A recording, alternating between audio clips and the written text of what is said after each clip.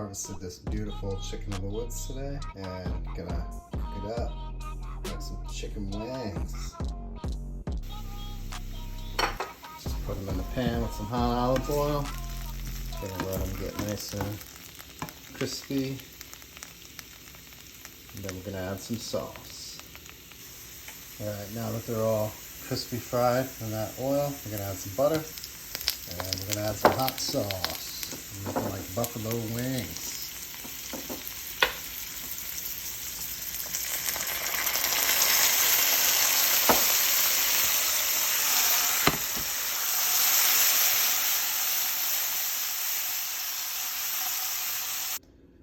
Don't forget to serve with some blue cheese for dipping and celery sticks.